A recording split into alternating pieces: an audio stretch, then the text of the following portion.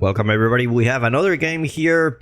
This time we have Macedonian Dynasty against the Rus. And I'm really curious about this matchup because I think we haven't cast Rus in a long time.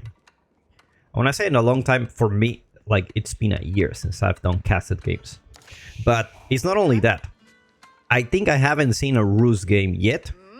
And I'm really curious because the meta has changed a lot. So let's get back into it. We got in the color green, playing as the Rus. It is Roger Scruton, also known as Kaiser Johan. I believe Kaiser Johan, let me know in the comments if I'm wrong. And the color pink, opening up already with the tier pack. It is Savan AoE from Turkey. Both players very high rated, around 2k elo, 1.9, something like that. At that point, when you have like 2k, 1.9, 1.8, it's like very small difference that make a that make a really big difference. Anyway, we do see our Macedonian Dynasty player opening up with the deer, and probably it's because of cross scouts. You know what? He wanna actually, you know, get the deer pack really soon. Avoid Rus to potentially steer his deer because they have 3 scouts, unlike other civilizations. Like usually you will go for your deer very close, and then you will go to your opponent's deer.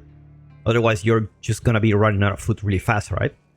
But if you have like 3 scouts and you're already healed, and the opponent doesn't have any army, you might as well take it, right? That's like 750. Sorry, no, that's a lot more. That's almost 1,000 resources that you're stealing. Something around that. So there is definitely potential for the Rus to steal the deer. Also, the deer pack here is very well protected. So a couple of walls here, and I think the Macedonian Dynasty's deer, it's pretty much secure. Now, my question is Rus still gonna go pro scouts? Because pro scouts got a nerf. Don't get me wrong, they're still really good, right?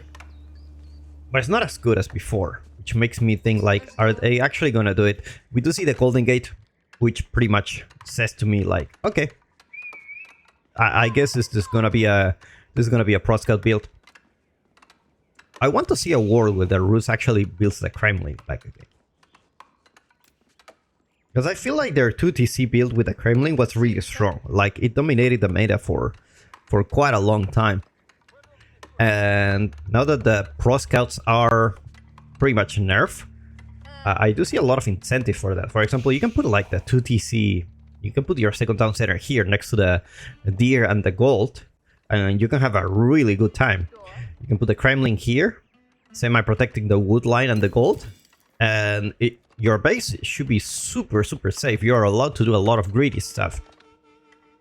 The other day I was, I think I said this in another video, but I was playing against Corvidus, one of the guys he was making, so he wanted me to play French.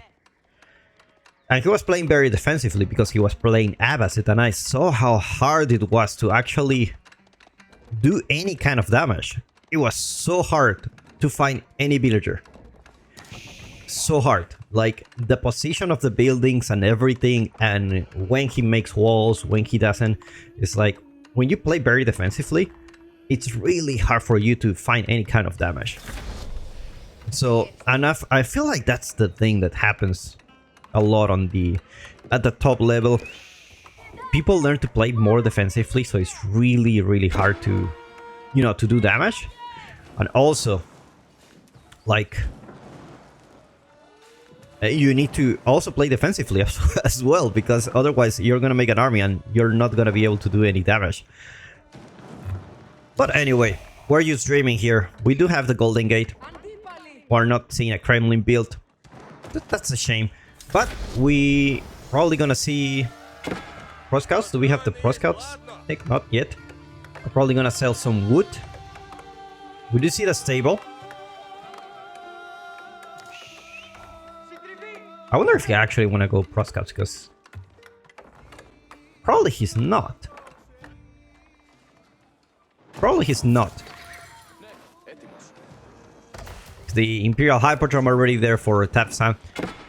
We're gonna be having that pro scout, well, not pro scout, but you know, champions. Very, very good units. Eventually, he should be having that knight if the feudal age goes long. And it's really, really good for the Macedonian dynasty to extend their feudal battles when they have that unit.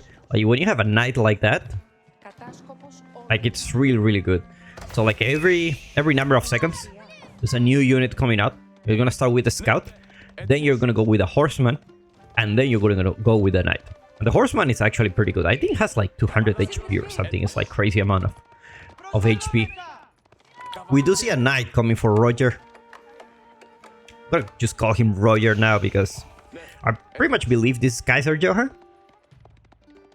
He's very well known for his English. I will see if I can find an English game for you because he really plays really good English. We do see a stone happening here for our Macedonian dynasty friend. And he's probably gonna go for a fast castle here. Indeed, that's why he opened it up with the deer early on to save that sheep for later. It's pretty much what you do with like, you can do that with HRE or Order of the Dragon is really popular. You open up like that, you go for the deer early on and then you have enough food to go to Castle Age and not worry too much about it.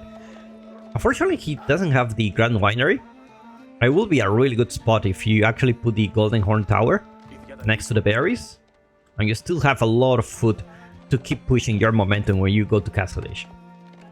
Because the worst thing you want to do is you want to go Castle Age and you don't want to make any unit because you don't have food, right? Like that's the whole point of Castle Age is to send your premium units to your opponent's base, which he's not ready yet, right?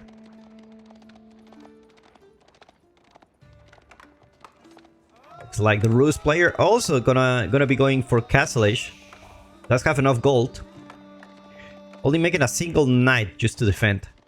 I feel he could have gotten away with that without that knight. So hopefully he can make some damage. Like even without the knight, I think you can get away with no units here. Like your base is pretty safe. We do see a lot of early farms for Roger, which is very interesting. Maybe like if you're floating a lot of resource, you can just buy wood and just get farms here. I think that will be like really cool, right? Anyway, High Trade House is coming here. Horseman trying to find damage, not gonna be able to find anything. They have the knight here. He does have the knight here. And probably it's because of that. Because the worst timing to age up is when your opponent wants to attack you. And obviously you still will age up, but you're probably gonna lose 1 or 2 villagers. Or if you don't lose any, there's just gonna be a lot of idle time. The knight's already here, but this is a premium horseman right here. Very safe trade house. I think Tasvan doesn't really want to lose... Oops. Lose one of the premium scouts. He doesn't want to lose a horseman, so he pulls back. Definitely a good choice. And we do see the cistern of the first hill, actually.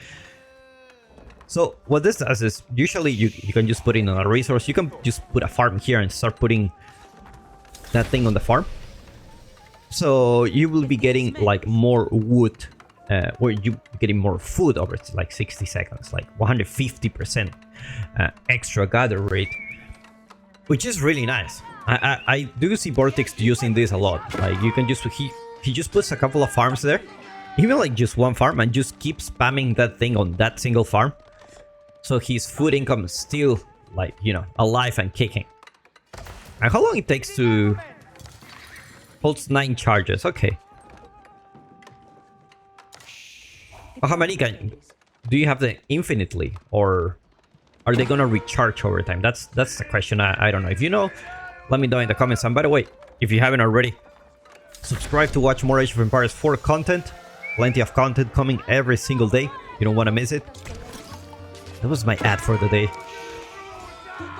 We do see +2 armor for the cavalry, so it's gonna be a Ridari game. We don't see the farm though. No farming here. Let's see where he's gonna put the... Oh, it's gonna be putting it on the gold. Actually, he can put a lot there, and we should be able to see a lot of gold income coming for Tasvan. 370 coming in hot. Do we see a monastery? No monastery yet. Yep, there is a monastery for Rus. Obviously, it's gonna be much easier to get those monks out. Those warrior monks are gonna be much easier to grab those relics, and there is no Grand Winery for Tatsan, so he's not gonna be able to grab those relics super fast. Very nice charge coming from those knights. Gonna be pretty much taking down that horseman. Knights are already veteran, so should be able to do really good, but the big champion is here. 264 health. This is a big boy right here. This is a big boy. Charging coming.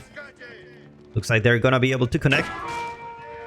Uses the cheap knight to block the damage, and first relic already out, and there's a couple of spearmen here. Roger need to be a little bit careful. That's fun. Putting the scout here just in case to check the relic. We see a monastery. We do see one monastery coming here. Pretty much the Rus should be able to have most of the relics. We don't see any horse archer anymore. I think it is the end for horse archers. I do believe so. Probably they're not as good as before. They got, I'm not sure if nerfed, but adjusted so that they cannot be good at overall any kind of unit. So they reduce the damage, I believe, and they changed the speed animation where they should, I think.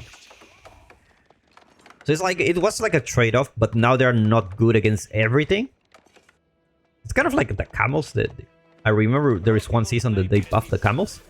Or I think the camels were like that the whole time, but after that they got nerfed and people stopped using camel archers on Feudal Age. Feudal Age with camel archers were super strong. I remember those days.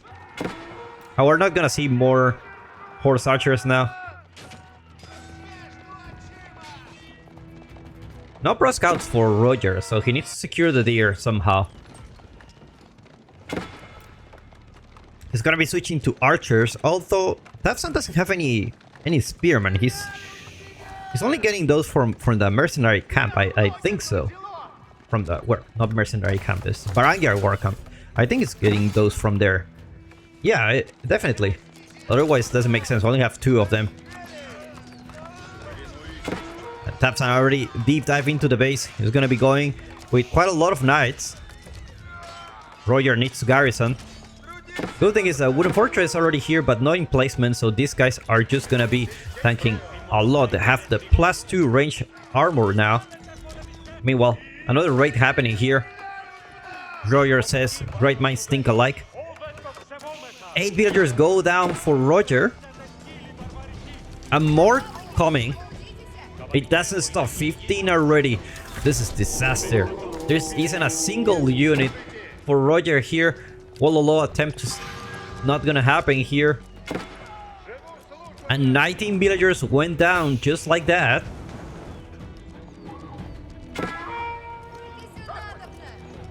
If there's one guy that can change the game, it's this guy with a relic here. Oh, hold on. Villagers going down. Here for Tapsan. But not enough. We're talking about 26 villagers going down, and they keep going.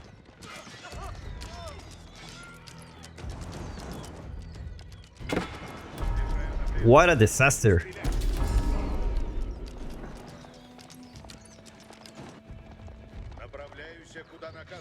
And there's just too many knights, and that's the problem. Like, Roger went for archers, expecting he will add some spearmen soon, because he saw the spearmen, but he only had 2. He kind of got baited. +3 armor coming soon, and Roger taps out. Will play by these 2 guys. Gonna leave a link in the description where you can follow Kaiser Johan, Tapsan. I'm gonna find you if you have seen it, and if you enjoyed the match, See you in the next one.